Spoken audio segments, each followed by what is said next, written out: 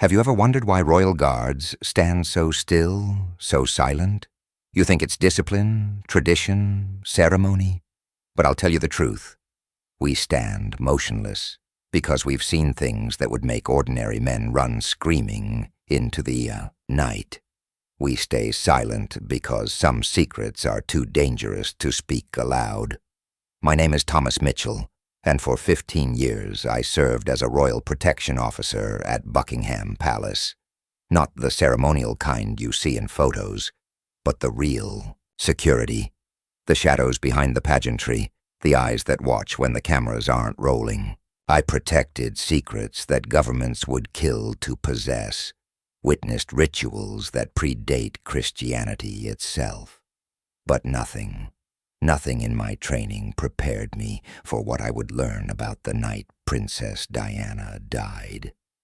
It started with a confession that should never have been made in the most sacred place on earth, from the mouth of a man who claimed to speak for God himself, and it ended with the terrifying realization that the British crown, the symbol of order and stability for millions around the world, is controlled by something that crawled out of a tunnel in Paris, hungry and patient.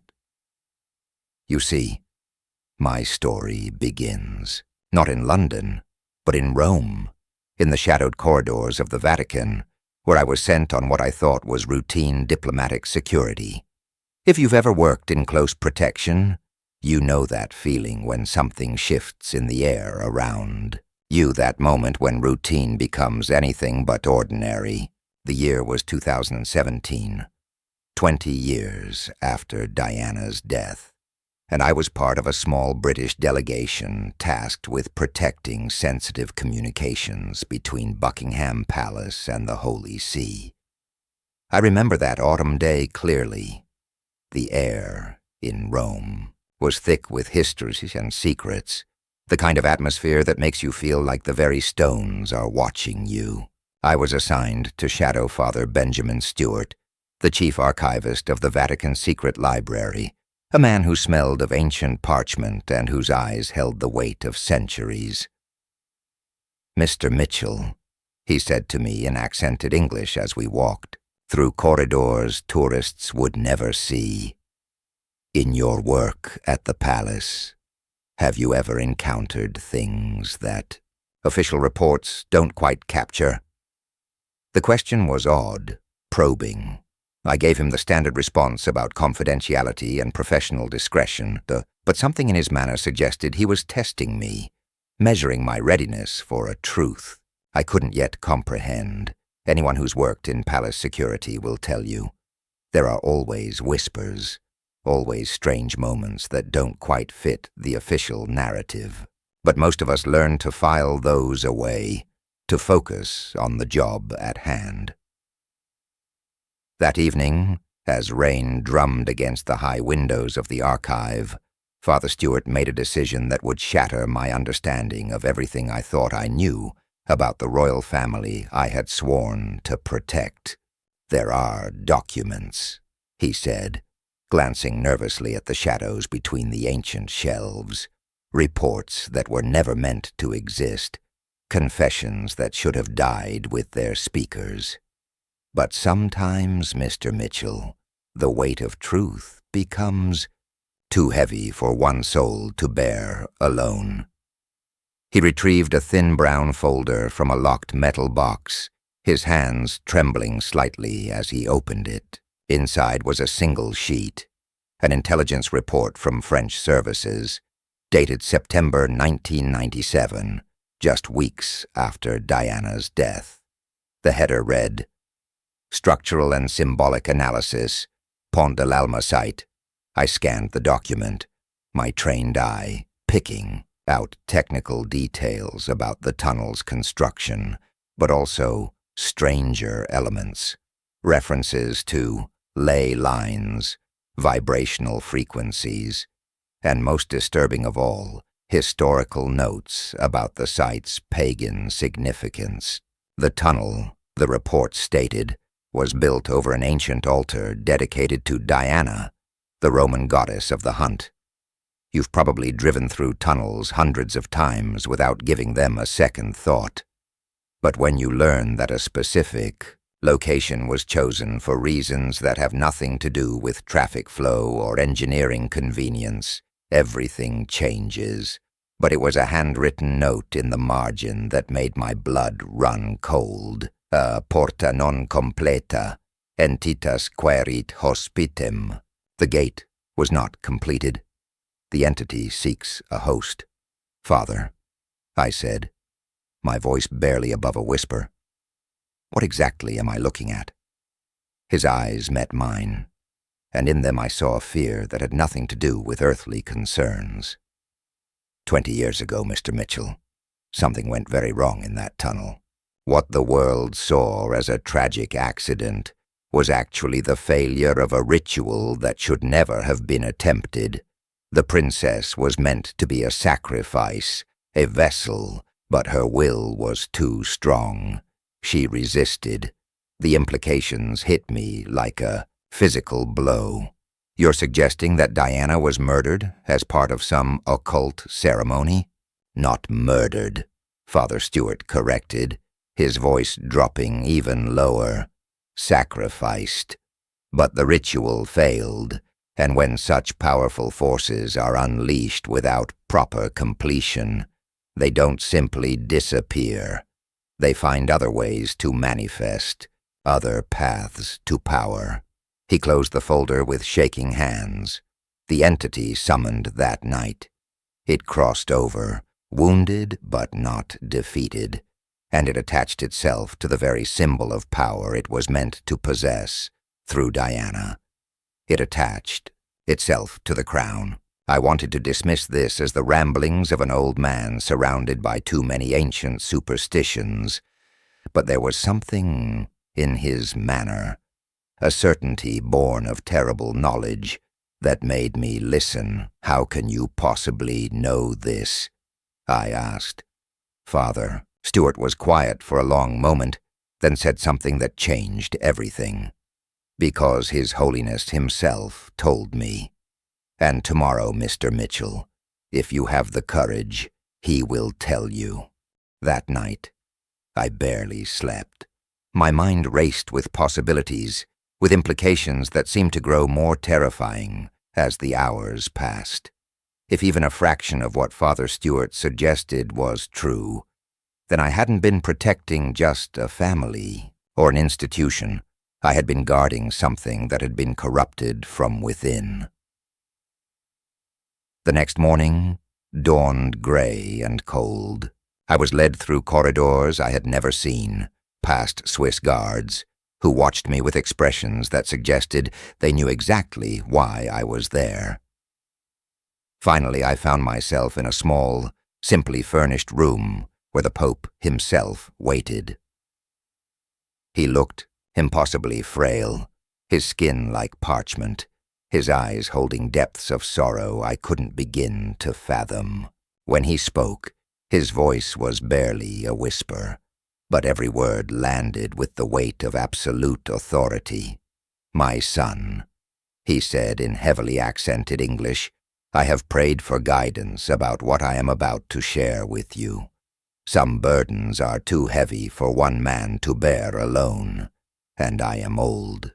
Soon I will stand before God and account for every secret I have kept, every truth I have hidden for the supposed good of the faithful." He gestured for me to sit, and I found myself leaning forward, drawn by the gravity of the moment. "You have served the crown faithfully," he continued, "but tell me, in all your years watching over that family, have you never noticed anything unusual, behaviors that seemed out of character, decisions that defied explanation, changes that occurred without apparent cause?" The question hung in the air like incense, and suddenly a dozen small inconsistencies from my years of service came flooding back.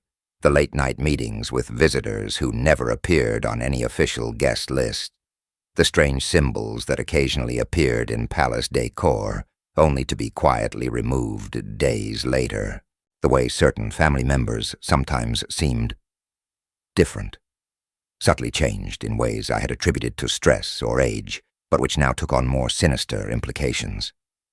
"I see recognition in your eyes," the Pope said sadly. "Good.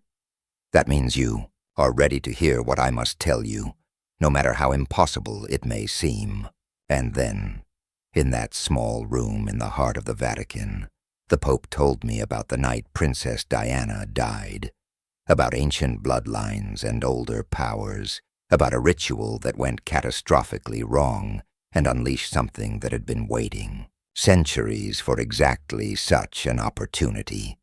Have you ever had that moment where everything you thought you knew suddenly rearranges itself into a pattern so terrifying you wish you could unknow it?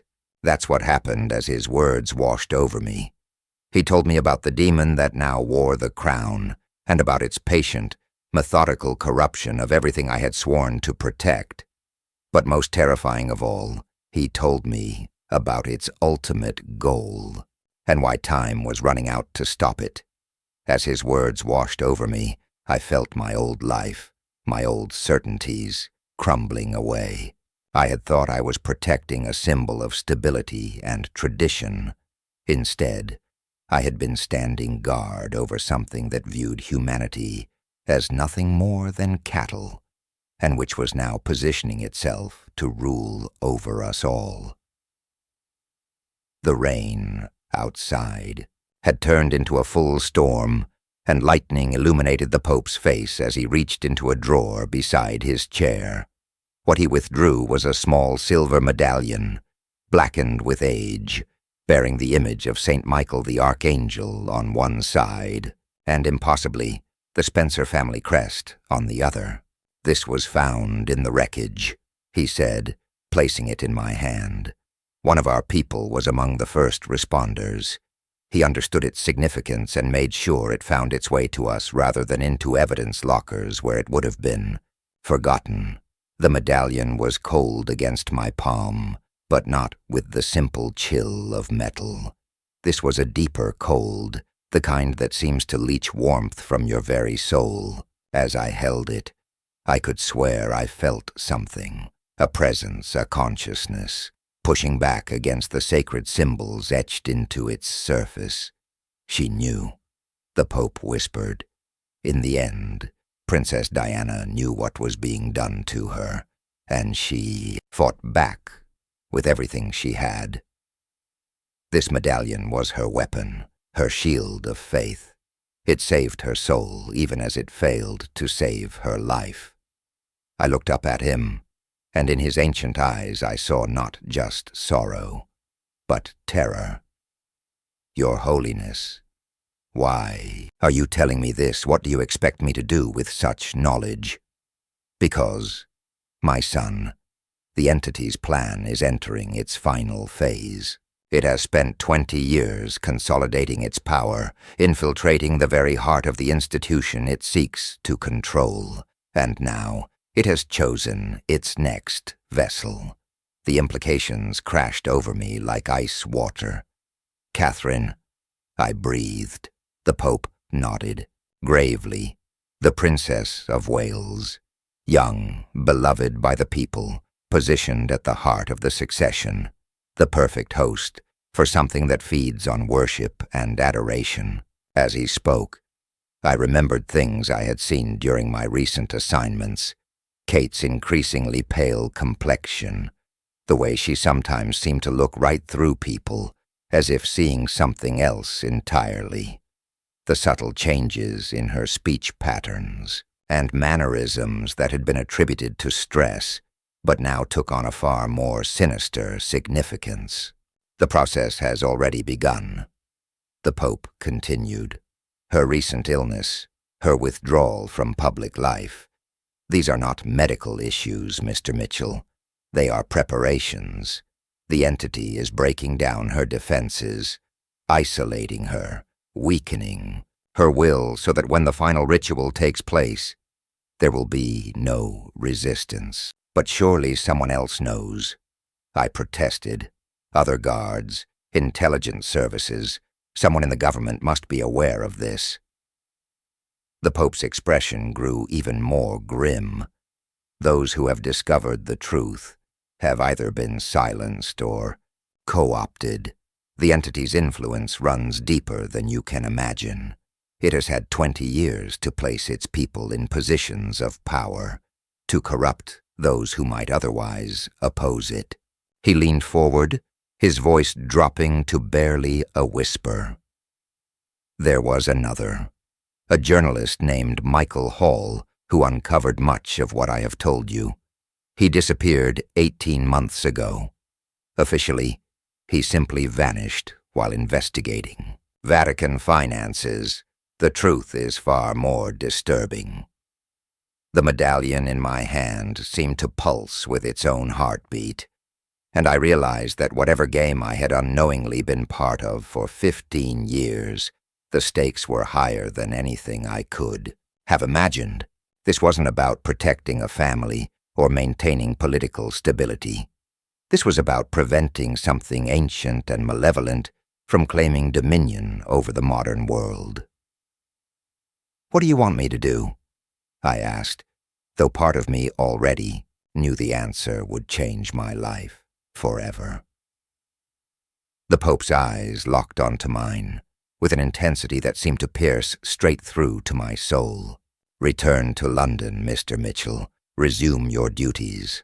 But this time, watch not for human threats, but for signs of the inhuman.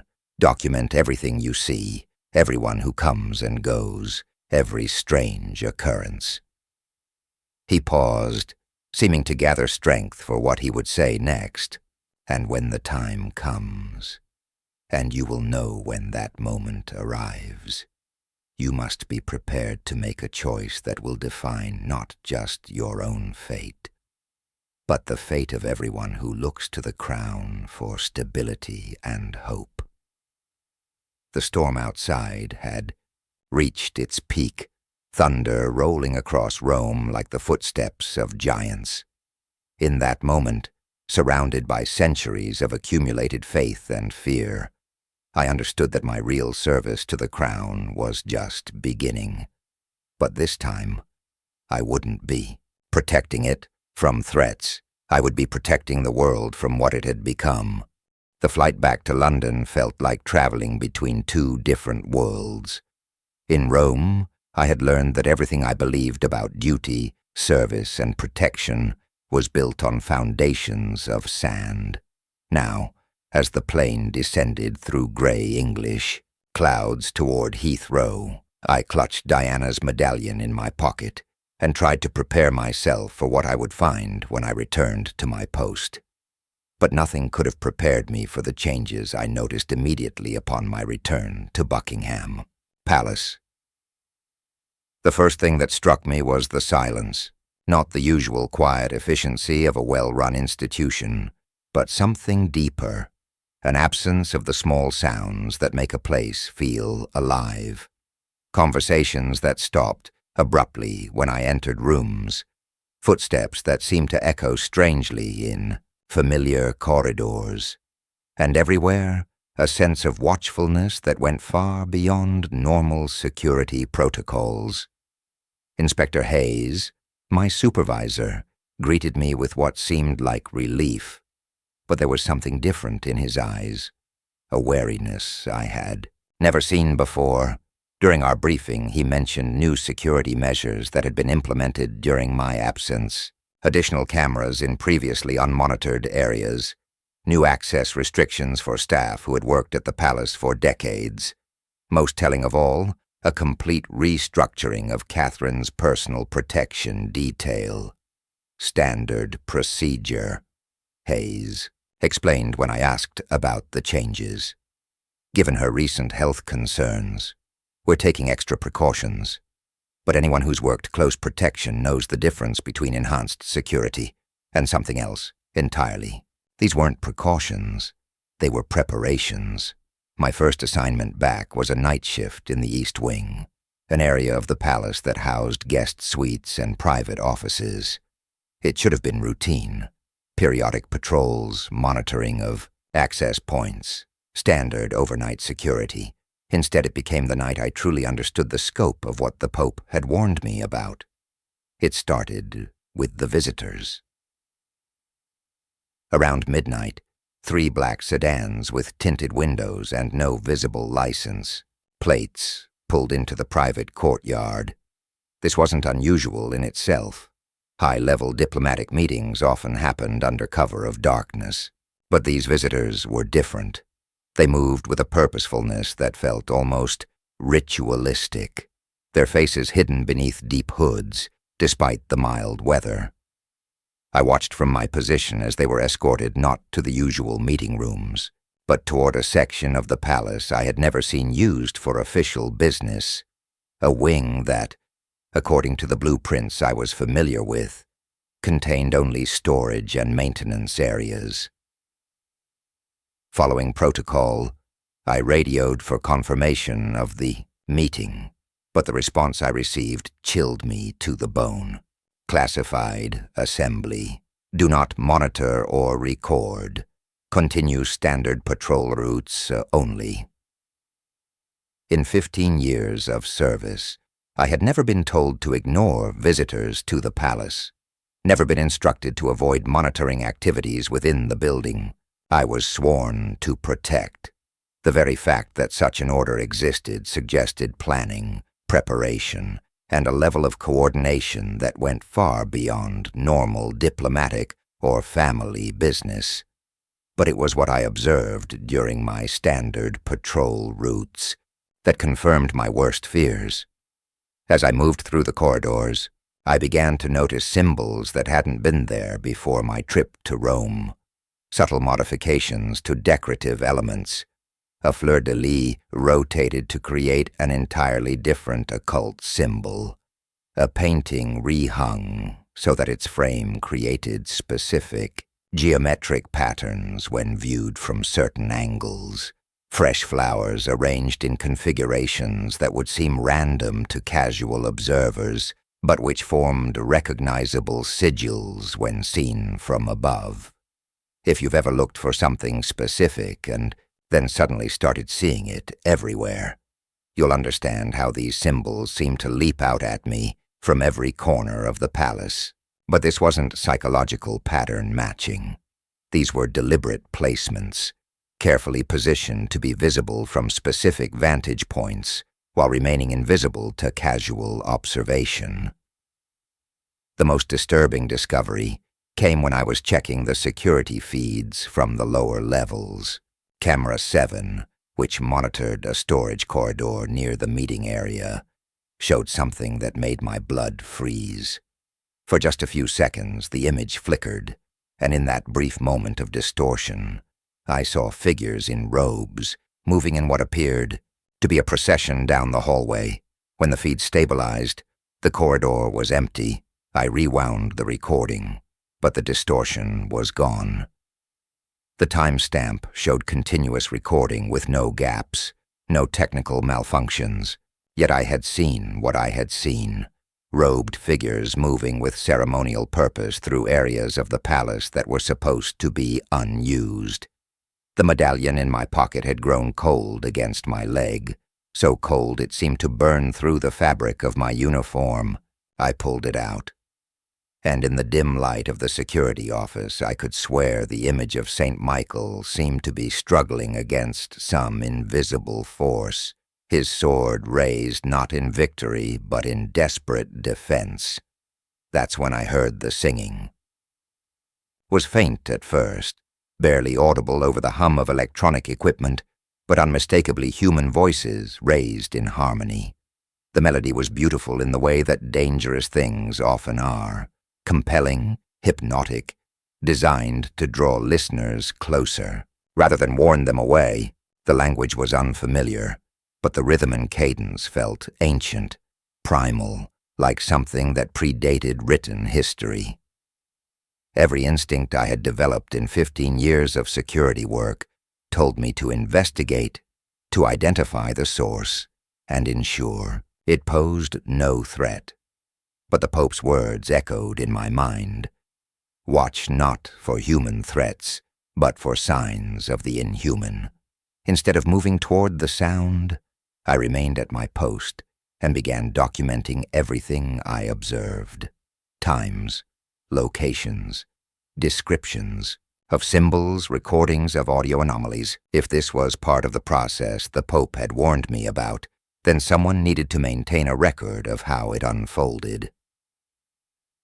The singing continued for exactly 13 minutes. I timed it before fading to silence.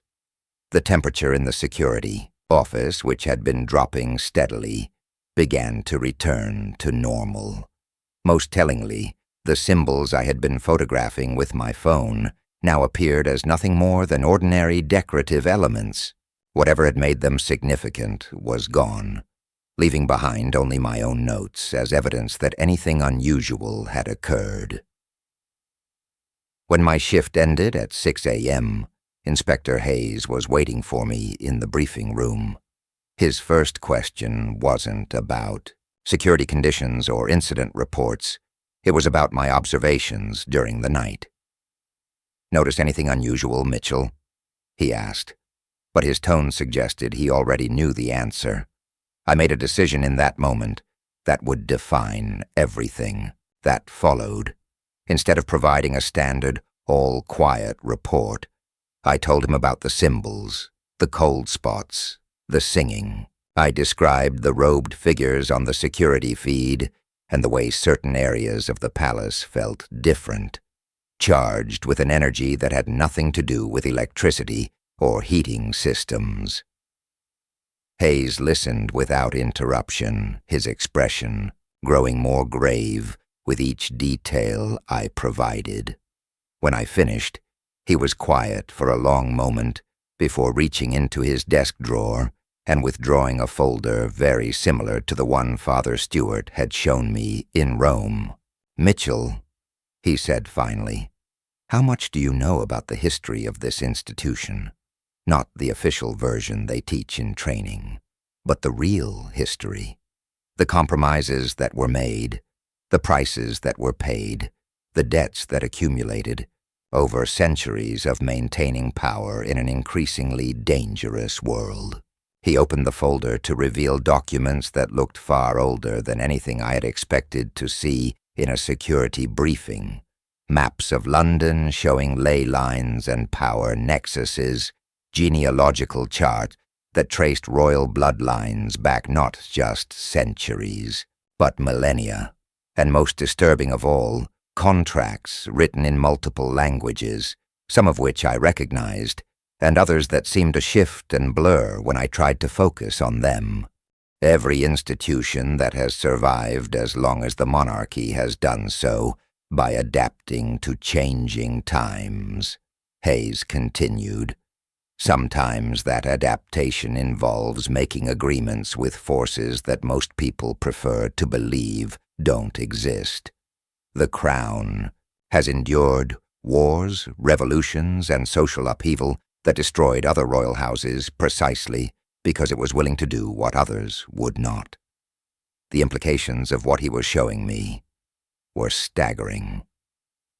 This wasn't just about Diana's death or some recent corruption of the institution.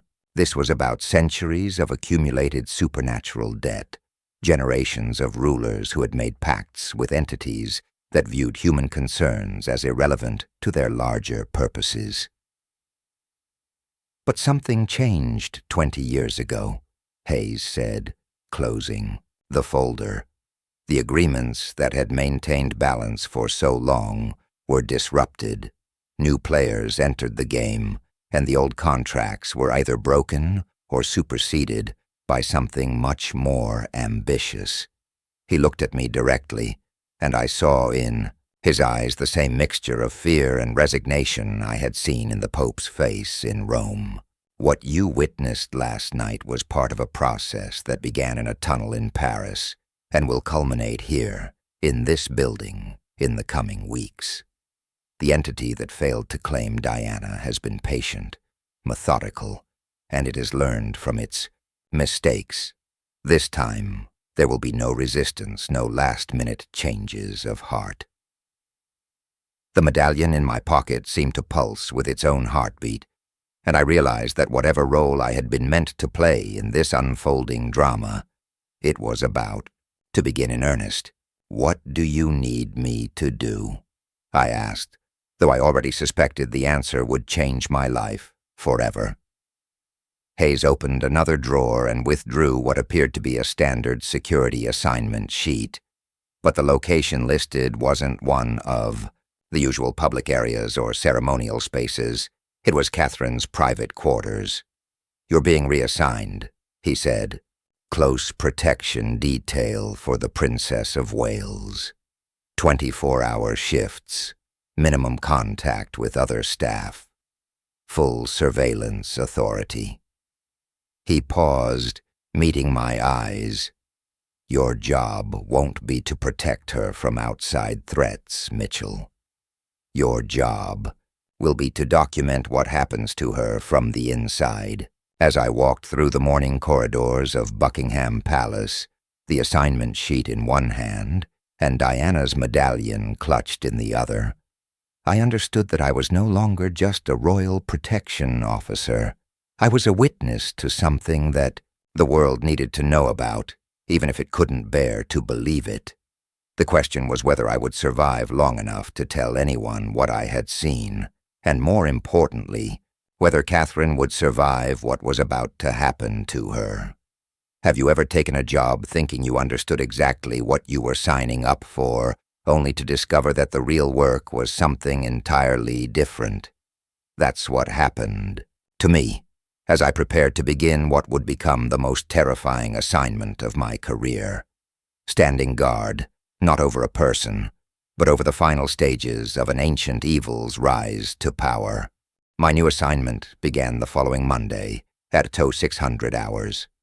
As I walked through the private corridors leading to Catherine's quarters, I carried with me not just my standard security equipment, but also a small digital recorder, a camera capable of capturing both visible and infrared spectra, and Diana's medallion wrapped in silk to prevent its supernatural properties from interfering with electronic devices.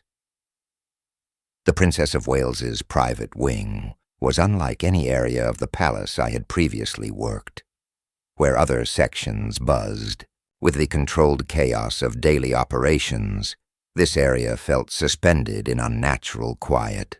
Staff members I had known for years walked past without making eye contact, their expressions blank and focused on tasks that seemed to have no clear purpose. Catherine's personal protection detail had been reduced to just 3 officers, including myself, an unprecedented level of isolation for a senior royal. The other 2 guards, Constable Peters and Sergeant Williams, were men I had never worked with before, despite having been at the palace for over a decade.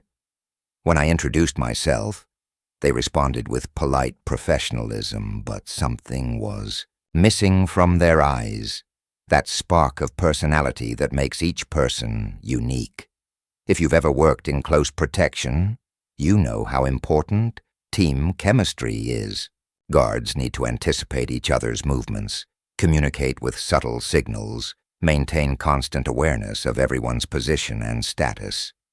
But working with Peters and Williams felt like coordinating with machines, perfectly functional, but lacking any trace of independent thought or initiative.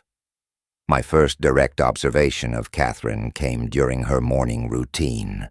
Through the surveillance monitors in our security station, I watched her move through her private apartments with a careful precision that seemed rehearsed rather than natural.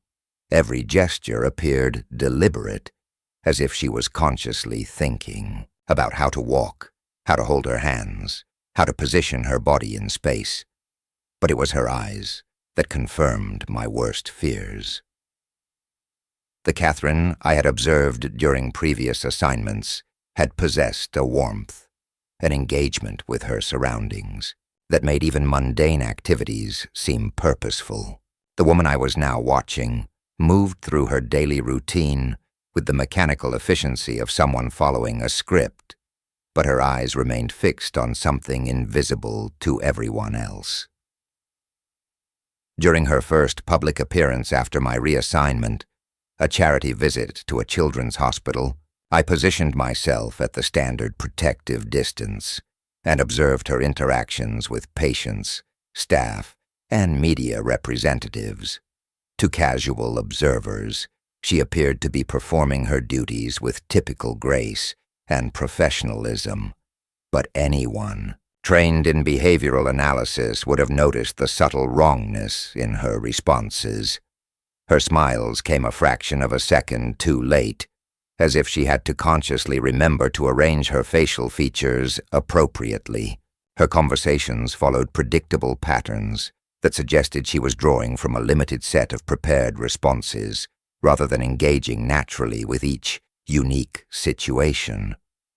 Most disturbing of all, when children approached her, moments that had previously brought out genuine joy and spontaneity, she interacted with them as if following a clinical protocol for patient care. That evening, I documented my observations in a coded format and transmitted them to a secure email address Father Stewart had provided before my departure from Rome. The response came within hours. Proceed with enhanced monitoring. Document all visitors, all schedule changes, all behavioral anomalies. The process is accelerating. Over the following weeks, patterns began to emerge that painted a picture of systematic isolation and preparation.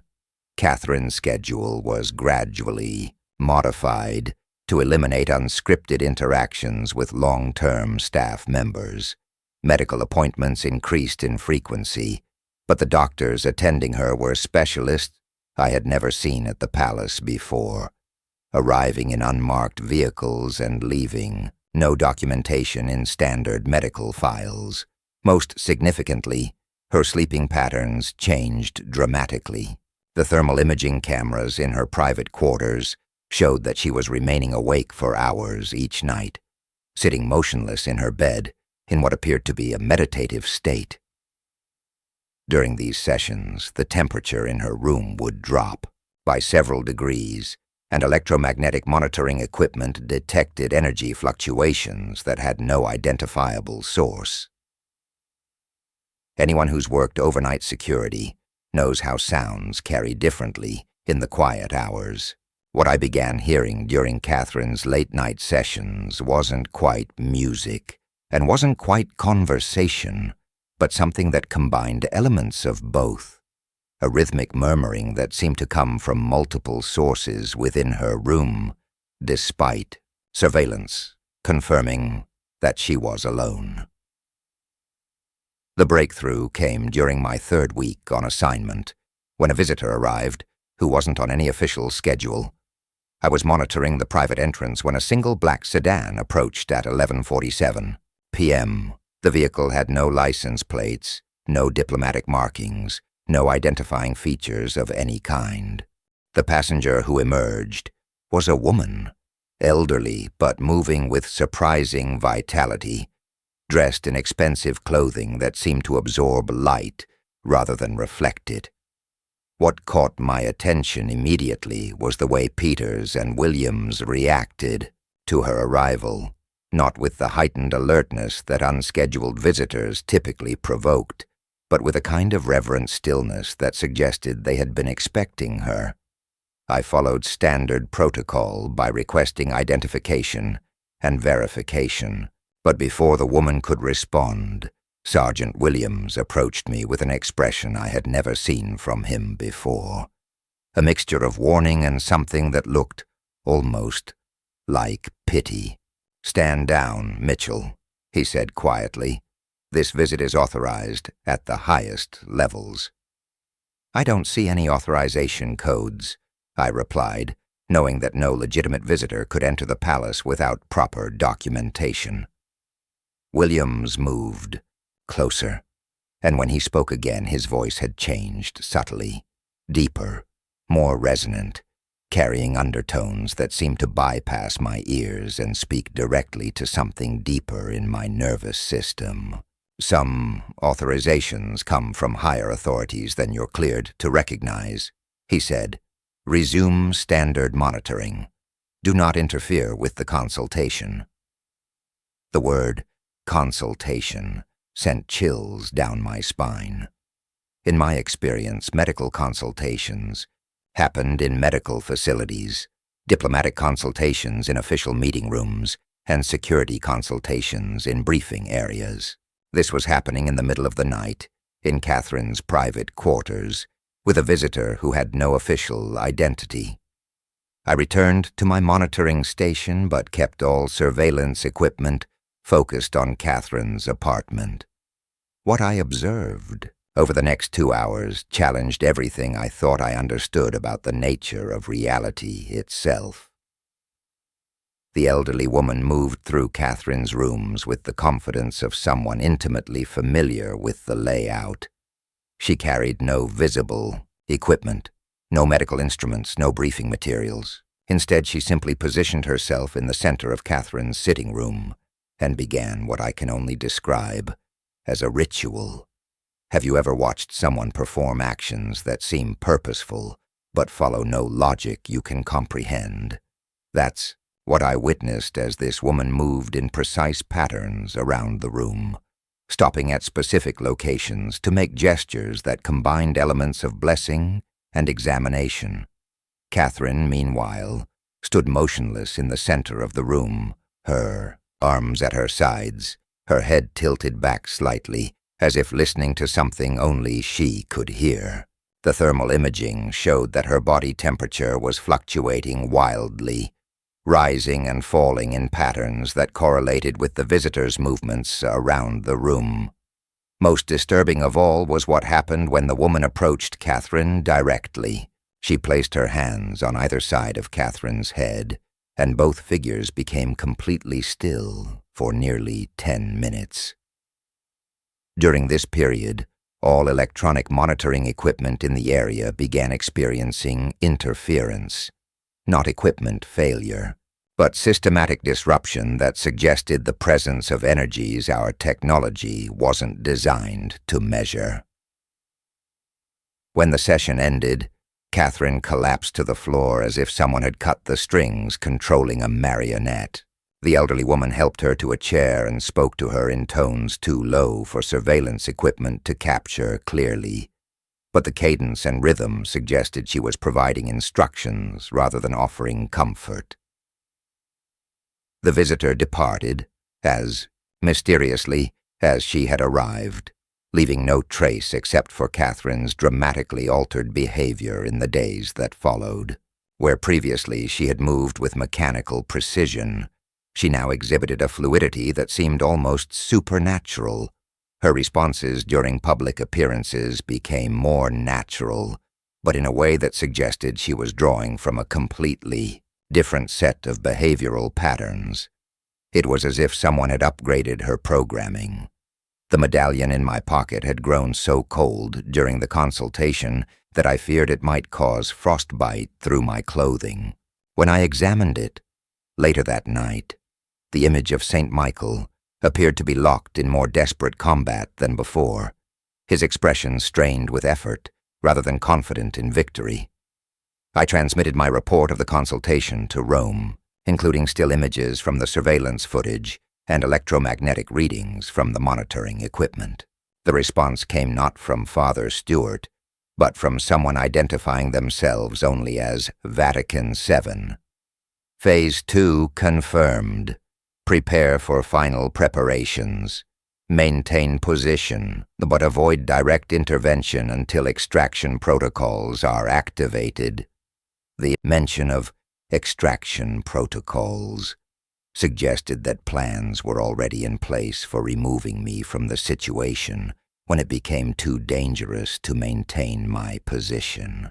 But it also implied that someone expected the situation to escalate to levels that would require such extreme measures. Over the following days, I observed changes in Catherine that went far beyond behavioral modifications. Her physical presence seemed different, not just her movements or expressions, but something more fundamental about the way she occupied space.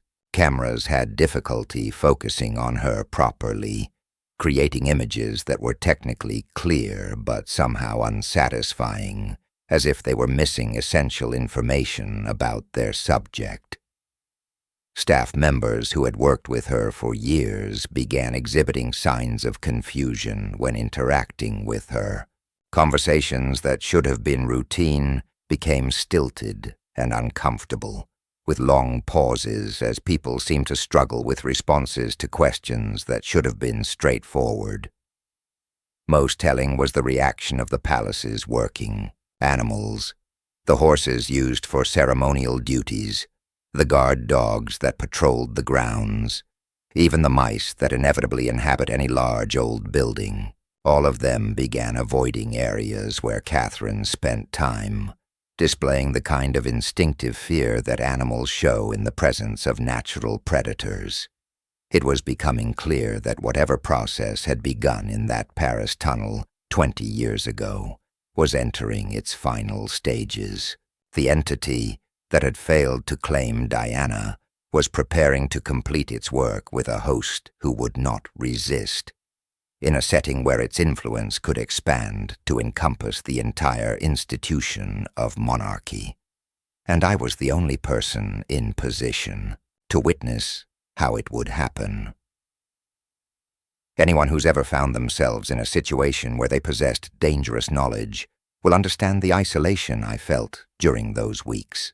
I couldn't discuss what I was observing with my fellow guards, who were clearly either compromised or operating under orders I wasn't privy to. I couldn't contact friends or family without potentially exposing them to the same forces that had eliminated previous witnesses.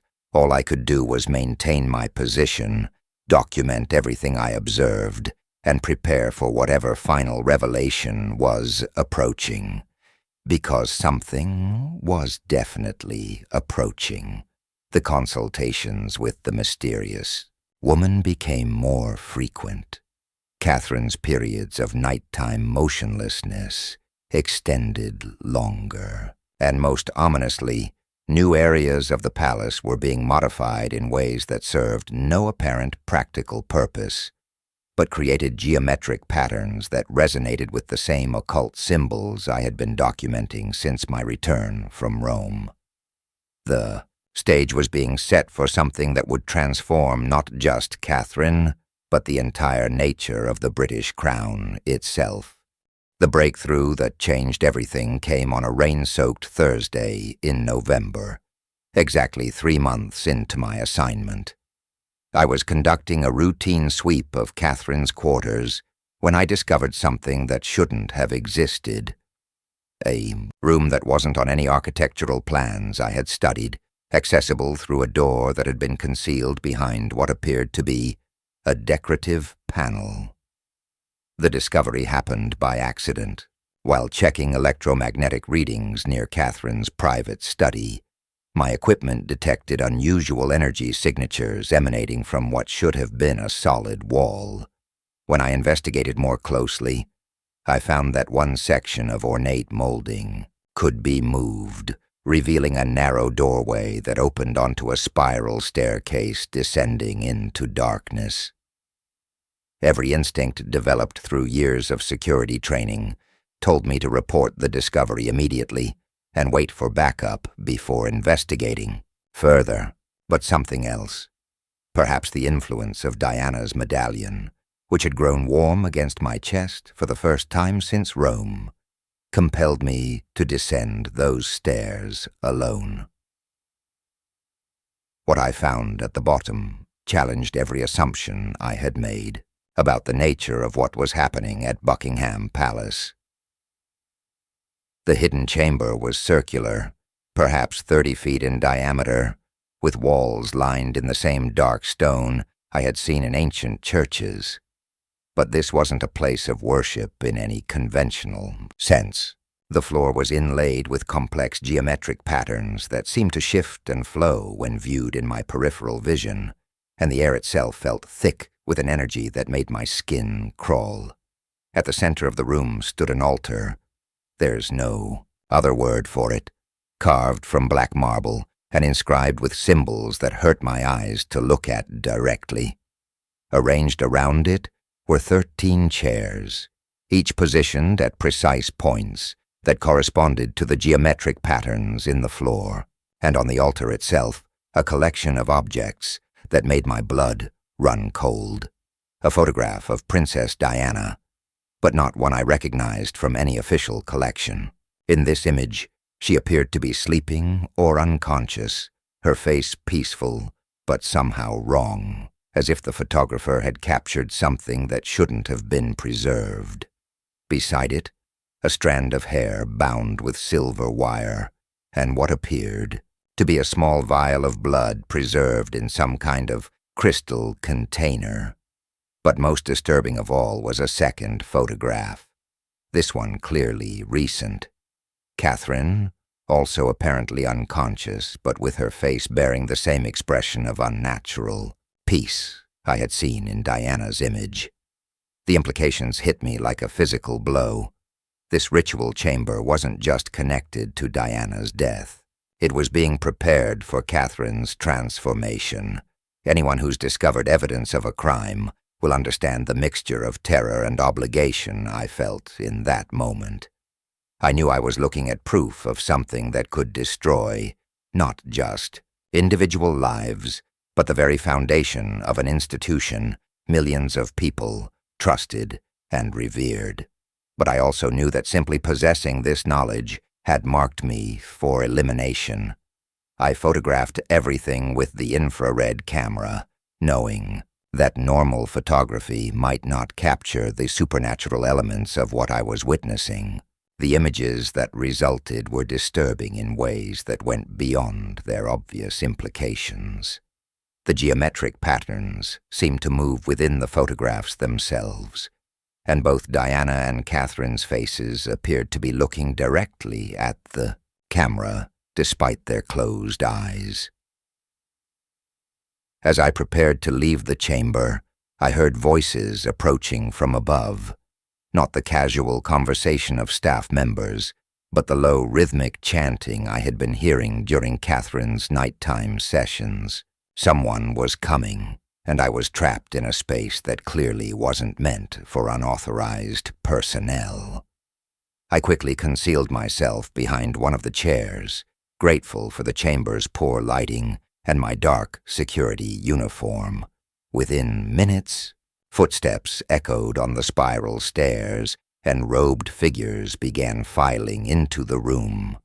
I counted 13 in total, their faces hidden by deep hoods that seemed to absorb light rather than merely shadow it.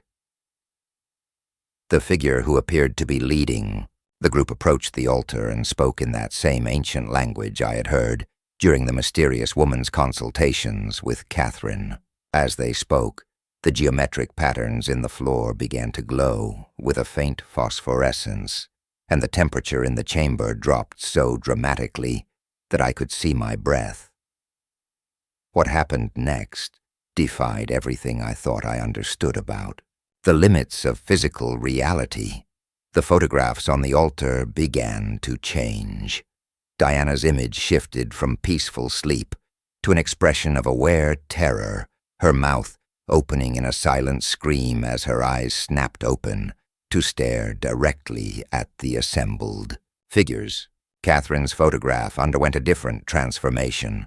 Her face became older, more angular, and when her eyes opened, they held an intelligence that was ancient and decidedly inhuman. Have you ever witnessed something so far outside your understanding of how the world works that your mind simply refuses to process it?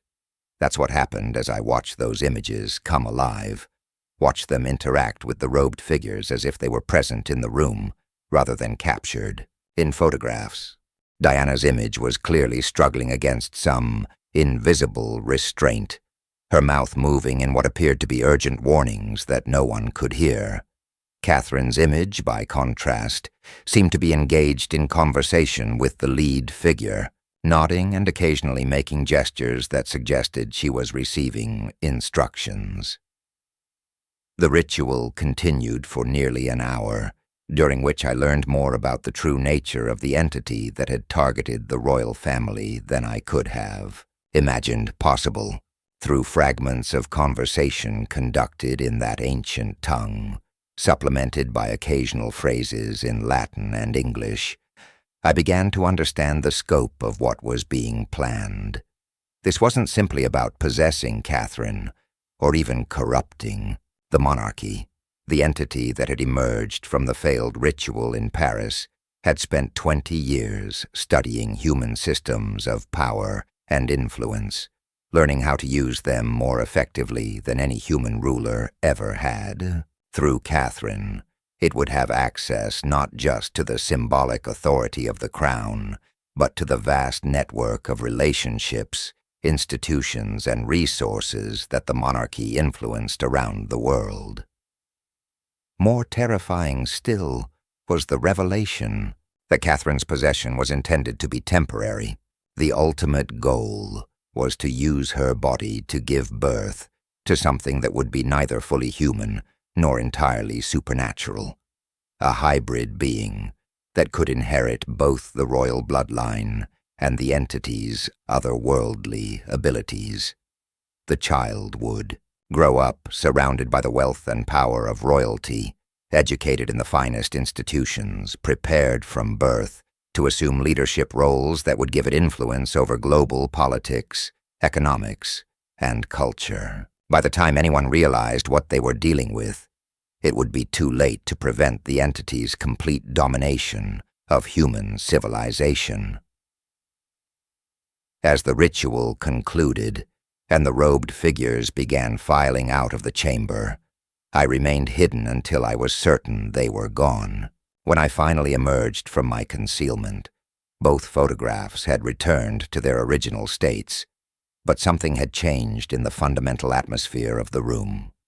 Where before it had felt charged with potential energy, now it seemed to pulse with active malevolence. The medallion around my neck had grown so hot during the ritual that it had burned through my shirt and left a mark on my skin. When I examined it later, I discovered that the image of St. Michael had changed. Instead of standing triumphant over a defeated demon, the archangel now appeared to be locked in desperate combat with a foe that was clearly winning. I made my way back to Catherine's quarters as quickly and quietly as possible, my mind racing with the implications of what I had witnessed. This wasn't just about documenting strange occurrences or unusual behavior patterns. This was about preventing the birth of something that could fundamentally alter the balance of power on Earth. But as I resumed my position at the monitoring station, I realized that my options were extremely limited. I couldn't simply report what I had found through normal channels. Too many people in positions of authority were clearly involved in or compromised by the entity's influence. I couldn't flee without abandoning Catherine to whatever was planned for her, and I couldn't directly confront beings that possessed supernatural abilities far beyond anything human security training had prepared me for. All I could do was continue documenting everything I observed, transmit what information I could to my contacts in Rome, and prepare for whatever final confrontation was approaching. Because after witnessing that ritual, I had no doubt that events were accelerating toward a climax that would determine not just Catherine's fate, but the future of human independence from forces that viewed us as nothing more than useful tools. The next morning brought confirmation that my discovery hadn't gone unnoticed. Catherine's schedule was suddenly cleared for the following week, with no explanation provided to staff or media. The mysterious consultations with the elderly woman increased to daily sessions, and most ominously, construction crews began arriving to make routine maintenance modifications to areas of the palace that hadn't been touched in decades. When I investigated the nature of these modifications, I discovered they were creating a network of interconnected spaces that mirrored the geometric patterns I had seen in the hidden chamber. The entire palace was being transformed into a massive ritual space, with Catherine's quarters at its center. If you've ever worked in security, you know the feeling of watching all your contingency plans become obsolete as a situation spirals beyond your ability to control it. That's what I experienced as I realized that whatever was going to happen to Catherine was going to happen soon, and there was virtually nothing I could do to prevent it, except for one possibility that became clear when I received my next communication. From Vatican 7, emergency extraction authorized. Prepare subject for removal within 48 hours. Sacred weapons being deployed. The message included coordinates for a rendezvous point and a list of supplies I would need to acquire before the extraction attempt. Most significantly, it mentioned that reinforcements were already en route. Specialists trained in dealing with supernatural threats who would provide the support I had been lacking. For the first time since returning from Rome, I felt a glimmer of hope that Catherine might survive what was being done to her, but I also understood that the next 48 hours would determine whether humanity would face the future as free agents or as subjects of something that had been waiting centuries for exactly this opportunity. The final phase was about to begin. The extraction preparations began immediately. Vatican VII's message had included specific instructions for acquiring blessed items that would provide protection during the operation.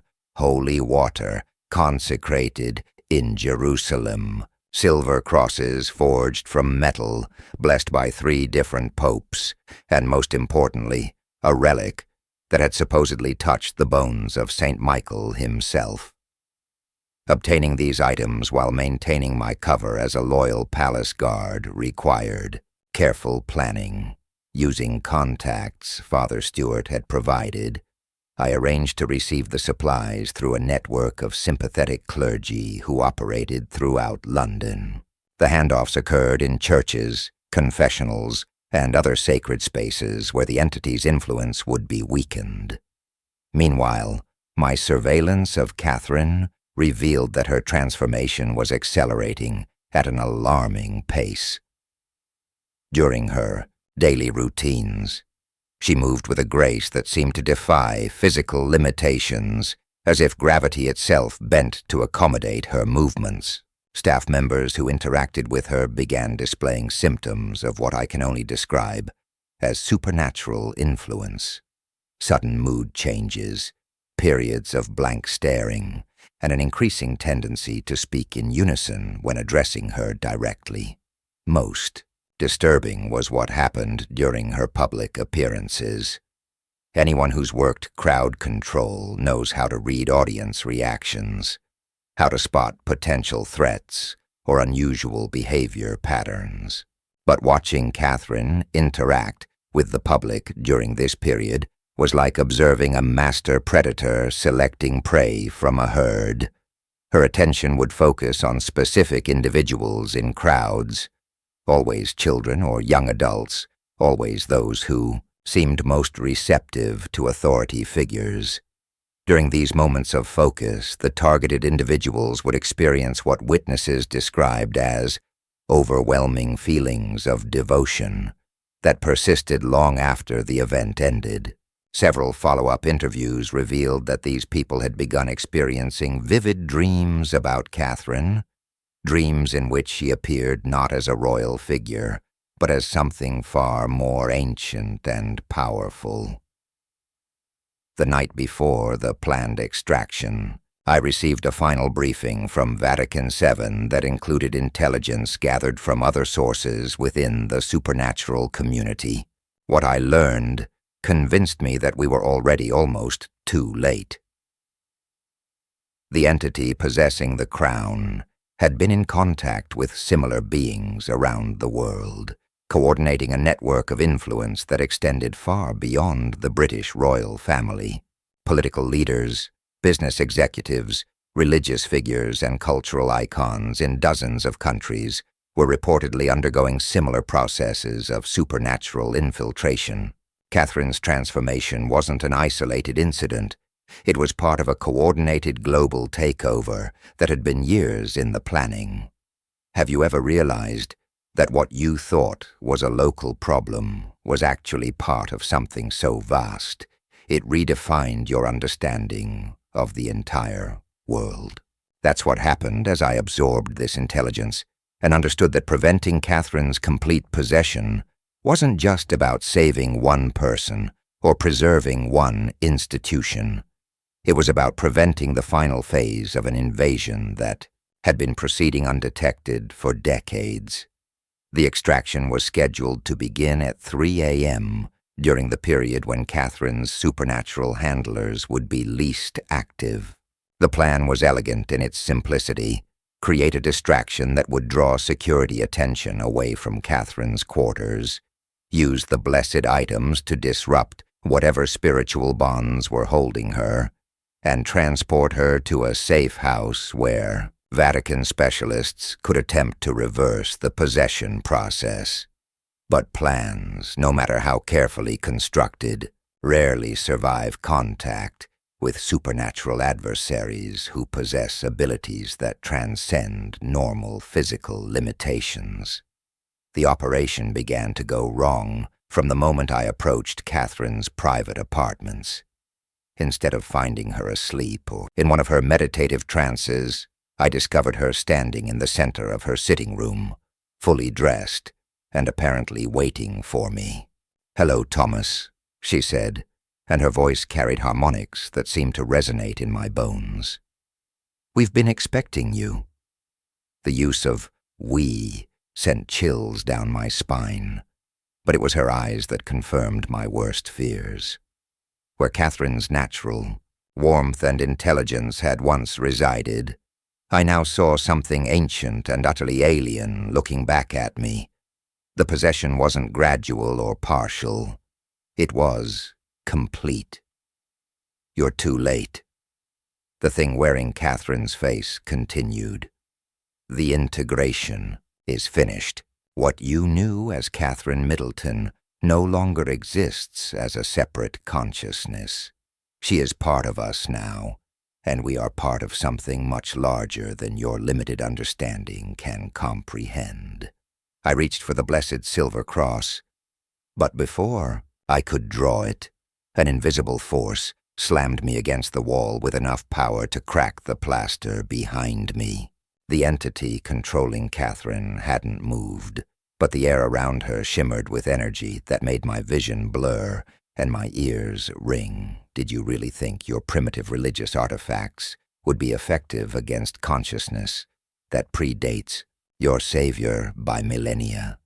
She asked, approaching me with movements that seemed to glide rather than walk. We were ancient when your species was learning to make fire. We guided the construction of your first cities, inspired your earliest religious concepts, shaped the development of your civilizations from the very beginning. As she spoke, the temperature in the room dropped so rapidly that frost began forming on the windows. But more disturbing than the cold was the way reality itself seemed to become unstable around her. The geometric patterns I had seen in the hidden chamber began appearing on the walls and ceiling, glowing with that same phosphorescent light. The furniture rearranged itself without being touched, forming configurations that hurt my eyes to look at directly. "Your Vatican friends are already dead," the entity continued, its voice now carrying the sound of multiple speakers in perfect harmony. "Their reinforcements were intercepted before they could reach London. Their blessed weapons were neutralized by forces they never imagined. You are alone, Thomas Mitchell, and you have served your purpose perfectly." The implications of that last statement hit me like ice water. "What purpose?" I managed to ask, despite the supernatural pressure that was making it difficult to breathe. Catherine's possessed form smiled and the expression was so wrong on her familiar features that I had to look away. "You were never meant to prevent anything. You were meant to witness, to document, to serve as the chronicler of our ascension to power."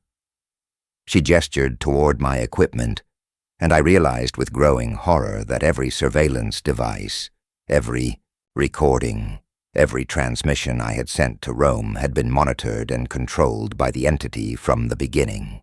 I hadn't been gathering intelligence for a resistance operation. I had been creating a detailed record of the possession process for the entity's own purposes. Every human institution that has endured for centuries has done so by maintaining detailed records of its most important moments, she explained. Coronations, declarations of war, the signing of treaties that reshaped the world. What you have documented will serve as the official record of the moment when humanity willingly surrendered its independence to beings infinitely more qualified to guide its development. The word willingly caught my attention. Despite my terror, despite the overwhelming supernatural forces arrayed against me, I recognized that the entity was revealing something important about the limitations of its power. "You need consent," I said, more to confirm my understanding than to challenge her directly. That's why the possession had to be gradual, why Catherine had to be isolated and prepared rather than simply overwhelmed. You can't take complete control without some form of acceptance from your host. The entity's expression shifted slightly, and for just a moment I saw something that might have been frustration flicker across Catherine's features. Consent is a technical requirement of the spiritual laws that govern such transfers. But consent can be obtained through many means. Fear, exhaustion, despair, the gradual erosion of individual will, all of these can lead to the surrender we require. That's when I understood the true significance of Diana's medallion, which had remained warm against my chest throughout this encounter. The entity couldn't simply overwhelm my consciousness the way it had Catherine's, because I possessed a spiritual anchor that maintained my connection to forces opposed to its influence. More importantly, I realized that if consent was required for complete possession, then somewhere within the consciousness now controlled by the entity, some fragment of Catherine might still exist, isolated, terrified, but potentially still capable of choice. "She's still in there," I said, not really speaking to the entity, but to whatever remained of the woman I had sworn to protect. "Catherine, if you can hear this, you still have a choice. You can still refuse to give them what they need." The entity's composure cracked visibly. The temperature in the room fluctuated wildly. The glowing patterns on the walls began flickering like faulty electrical circuits, and for just a moment, Catherine's natural eye color showed through the alien darkness that had replaced it. "Thomas," she whispered, her voice barely audible beneath the entity's overwhelming presence. "Help me. I can feel them inside my thoughts, changing everything I remember, making me forget who I was. But they can't touch everything. There are places inside me they can't reach." The entity reasserted control almost immediately, but the brief glimpse of Catherine's true self had confirmed that complete possession hadn't been achieved despite their claims. Some part of her consciousness remained independent, maintaining the spiritual resistance necessary to potentially reverse the process.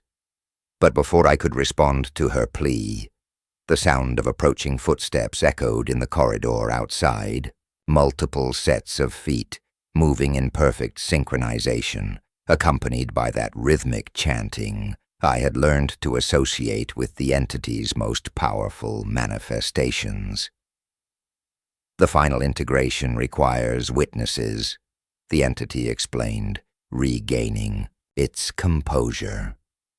Your documentation has been valuable, but the moment of complete surrender must be observed by those who understand its true significance.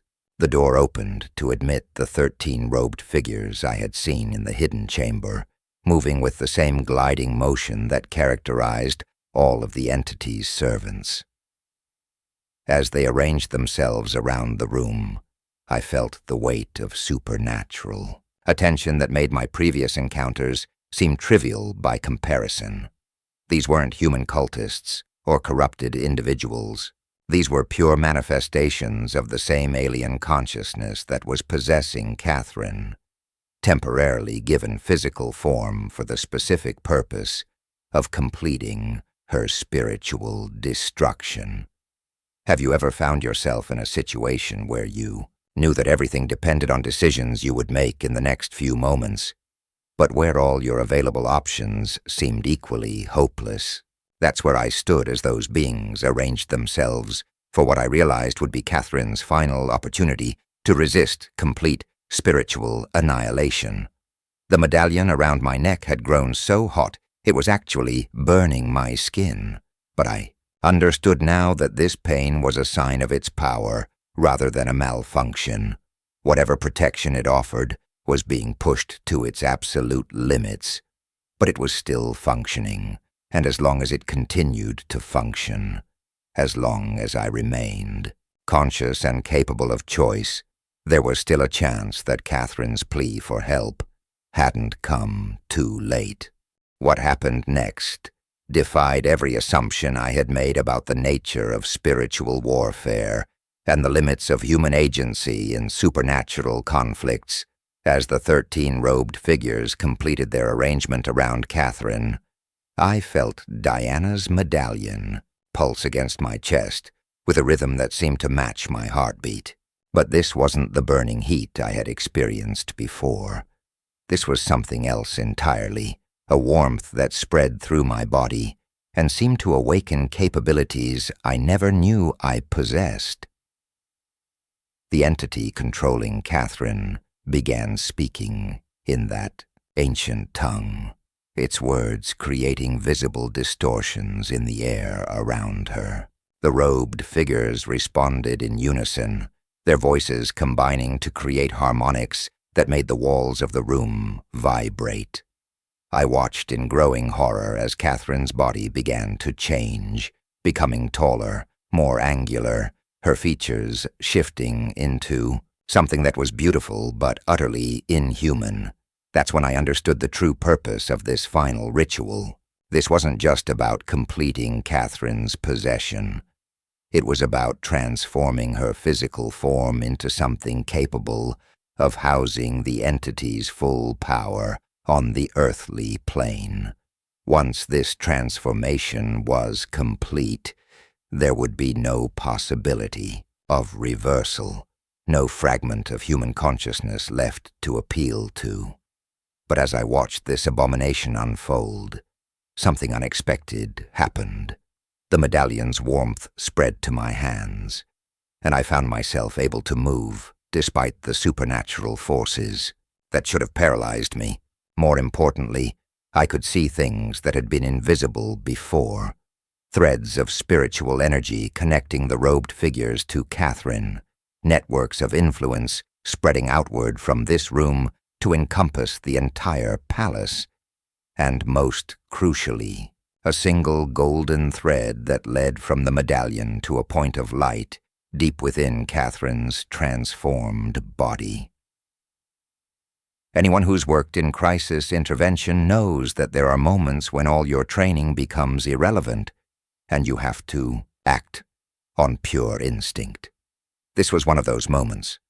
Without fully understanding what I was doing, I reached toward that golden thread with my mind rather than my hands, and felt it respond to my touch. Suddenly I was no longer standing in Catherine's apartment. I was inside her consciousness, in a space that existed somewhere between dream and reality. where her true self had been imprisoned while the entity worked to destroy her identity. The Catherine I found there was barely recognizable, a frightened, exhausted shadow of the confident woman I had known. She was surrounded by mirrors that showed distorted reflections of her life, her memories, her relationships, all twisted to support the entity's version of reality. "You came," she whispered, her voice echoing strangely in this inner space. "I didn't think anyone would be able to find me here. They've been showing me things, terrible things, making me believe that nothing I ever cared about was real." I approached her carefully, aware that even in this spiritual realm, we were surrounded by hostile forces.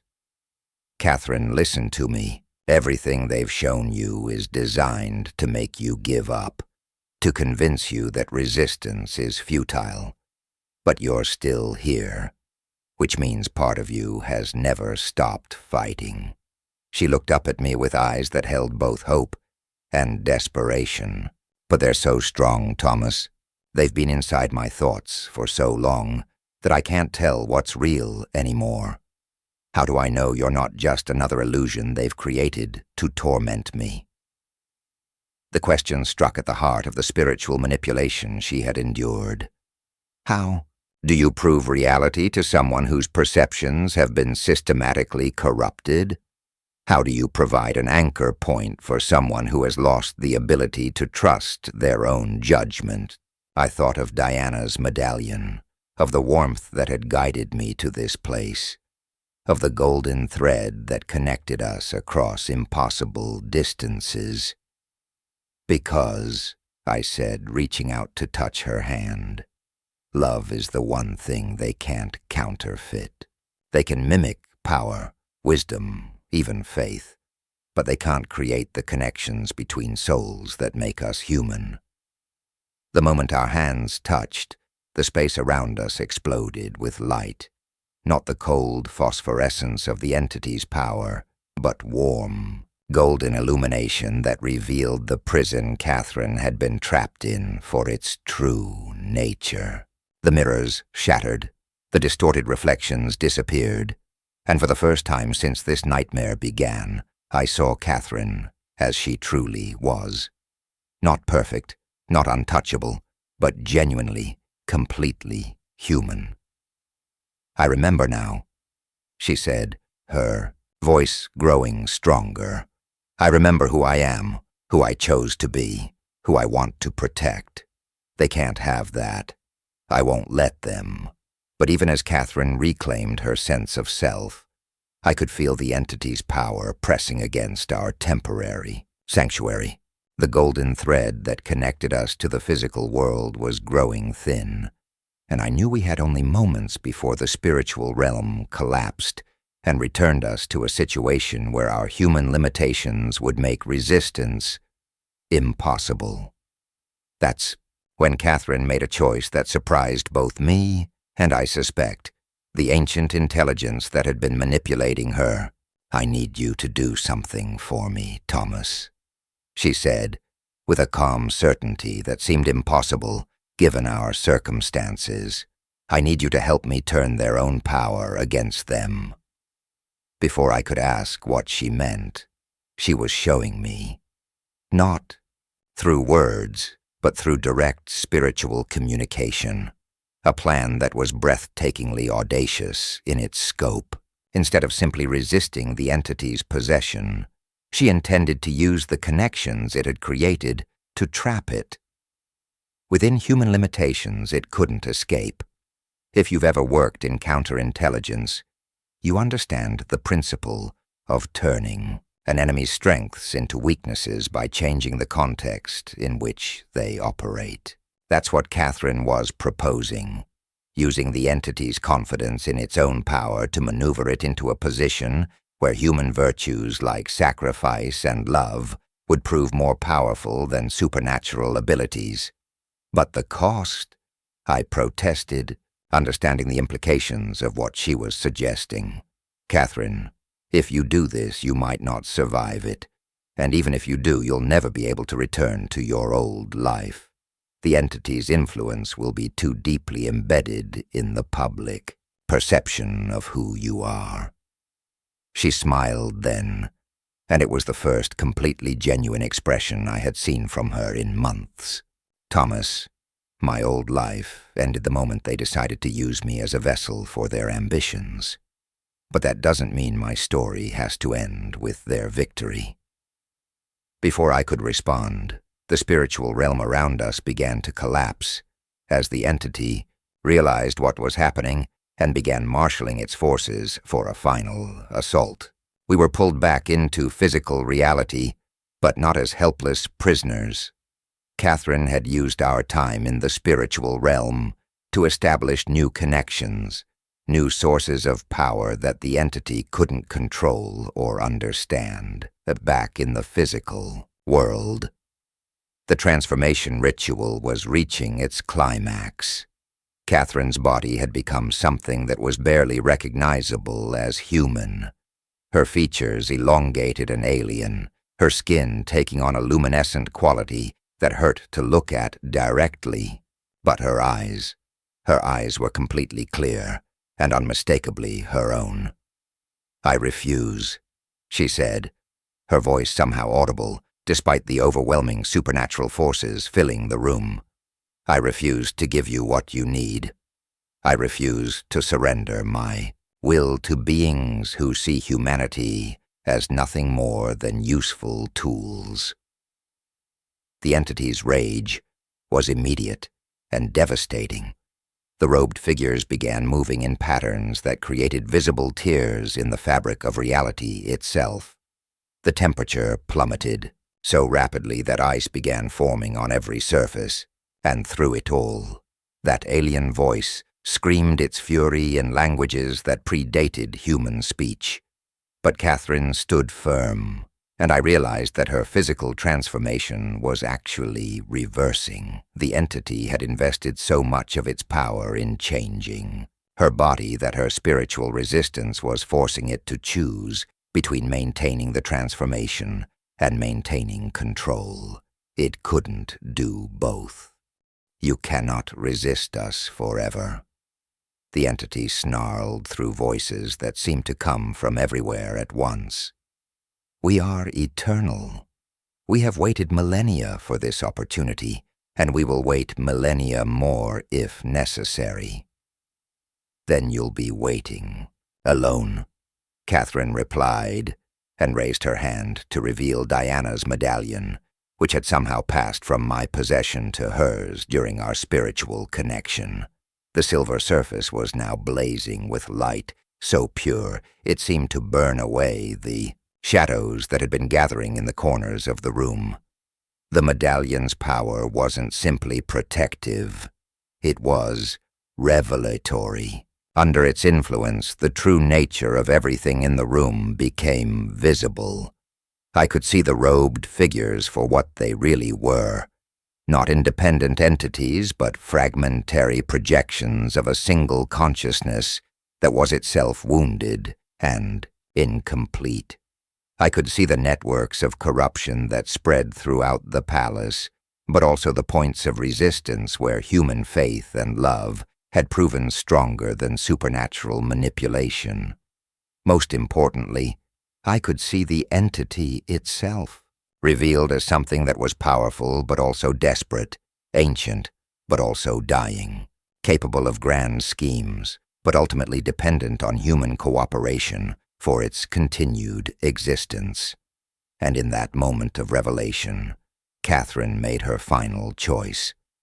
Instead of continuing to resist the entity's influence, she opened herself to it completely, not in surrender, but in an act of spiritual aikido that used the entity's own momentum against it. As it rushed to complete the possession it had worked so long to achieve, it found itself trapped within human limitations it had never experienced before. Suddenly, the eternal being that had manipulated human affairs for millennia was experiencing mortality, doubt, fear, and love for the first time. The consciousness that had viewed emotions as weaknesses to be exploited was overwhelmed by the full spectrum of human feeling, filtered through Catherine's own experiences of joy, loss, hope, and terror. The result was immediate and decisive. The robed figures dissolved like smoke. The supernatural cold gave way to normal temperature. The geometric patterns faded from the walls and ceiling, and Catherine, her physical form returned to normal, collapsed to the floor with tears streaming down her face. But these weren't tears of despair or defeat. They were tears of someone who had just experienced the most profound victory possible. The triumph of human dignity over forces that sought to reduce us to nothing more than resources to be consumed. Have you ever witnessed a moment when everything changed? When the balance of power shifted so completely that the world itself seemed different?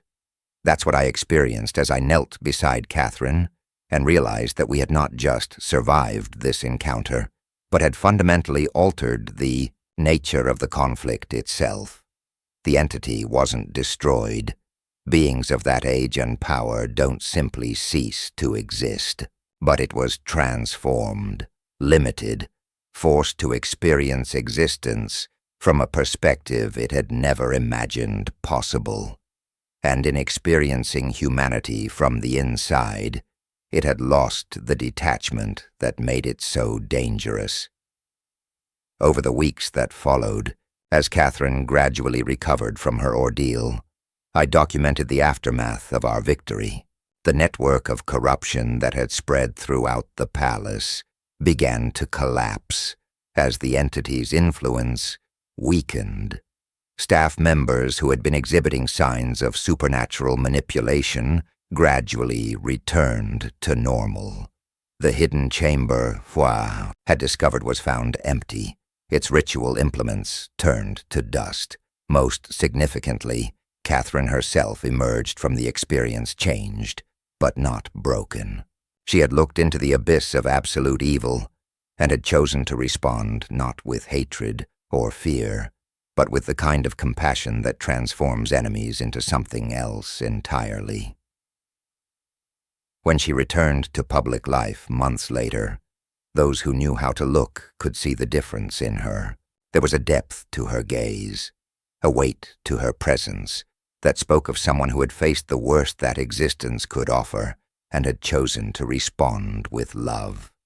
And sometimes, in quiet moments when she thought no one was watching, I could see her touching a small silver medallion she wore beneath her clothes. Not Diana's medallion, which had fulfilled its purpose and crumbled to dust, but a new one, bearing the image of Saint Michael not in triumph over a defeated enemy, but standing guard over something precious that required protection. Because that's what we learned in that room where ancient evil met human courage. The greatest victories aren't achieved by destroying our enemies, but by transforming them. The most powerful weapons aren't those that eliminate threats, but those that convert opposition into understanding. The entity that had once sought to use humanity as puppets now serves as a bridge between worlds, helping us understand forces and capabilities we never knew we possessed. And Catherine, who was meant to be its vessel, became instead its teacher, showing it what it truly means to be human. That's the real secret the powerful don't want you to know, that love is not weakness, compassion is not naivety, and the choice to see enemies as potential allies is not foolish optimism, but the most practical strategy for creating lasting change. You see, the conspiracy that began with Diana's death didn't end with Catherine's victory. It was transformed into something entirely different, a collaboration between human and supernatural consciousness, aimed at protecting rather than exploiting the connections that make civilization possible. And if you're paying attention, if you know what to look for, You can see signs of this new alliance everywhere. In the way certain world leaders have begun making decisions that prioritize long-term human welfare over short-term power. In the way ancient conflicts are finding unexpected resolutions. In the way hope keeps appearing in situations where despair seemed inevitable. The darkness is still out there, still seeking to divide us, still working to convince us that we're powerless against forces beyond our understanding. But now we have allies in places we never expected, and weapons we never knew we possessed. The question isn't whether we can win this larger battle for the soul of human civilization. The question is whether we're brave enough to choose love over fear when the moment comes to make that choice ourselves. Because it's coming. That moment when each of us will have to decide what we're willing to sacrifice to protect what we hold most dear. And when it arrives, remember Catherine's example. Remember that the greatest power we possess is not our ability to destroy our enemies, but our capacity to transform them into something better than they ever imagined they could become.